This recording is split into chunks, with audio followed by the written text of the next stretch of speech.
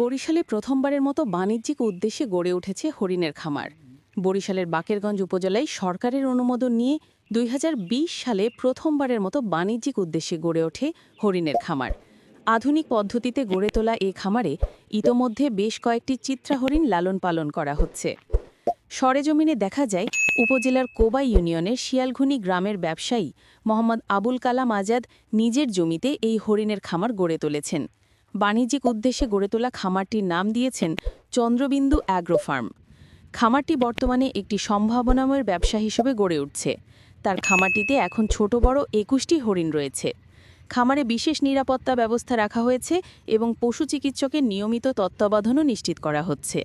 খামারটির হরিণ লালন পালনের জন্য ২ জন কর্মচারী রাখা হয়েছে। বিসমিল্লাহির রহমানির রহিম। আসসালামু আলাইকুম ওয়া রাহমাতুল্লাহ। চন্দ্রবিন্দু সত্ত্বাধিকারী জনাব আবুল কালাম আজাদের পক্ষ থেকে আপনাদেরকে স্বাগতম। আসলে চন্দ্রবিন্দু অ্যাগ্রো ফার্ম এবং চন্দ্রবিন্দু হরিণের ফার্ম এটা যখন শুরু হয়, চন্দ্রবিন্দু হরিণের ফার্ম প্রথমত ৬টি হরিণ দিয়ে শুরু হয়। আজকের প্রায় ২১টি হরিণ হয়েছে। আসলে এটা মানুষকে অনেক বিনোদন দেয়। দ্বিতীয়ত একটা শৌখিনতারও একটা বিষয়। আসলে শৌখিনতার জন্য হরিণ পালন করা হয়।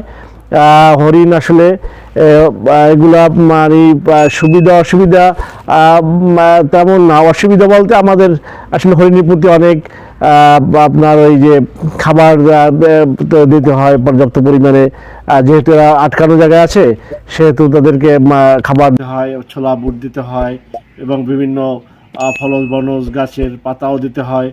কন্টিনিউ পরিচর্যা করা হয় এবং পরিষ্কার পরিচ্ছন্ন জায়গায় রাখতে হয় এবং প্রতি ৩ মাস পর পর এদের আসলে ভিজিট করা হয়। প্রাণী সম্পদ অধিদপ্তর থেকে লোকজন আসেন, তারা ভিজিট করেন। আসলে এরা এই অত্র অঞ্চলের একটা মানে বিনোদনের একটা জায়গার অংশ হিসাবে নিয়েছে। সবাই এখানে আসে, দেখতে আসে, স্বাচ্ছন্দ্যবোধ মনে করে, আসলে ছবি তোলে, বাচ্চারা আসে। এটা আসলে খুবই একটা আনন্দ এবং বিনোদনের জায়গা হিসেবে রূপান্তরিত হয়েছে।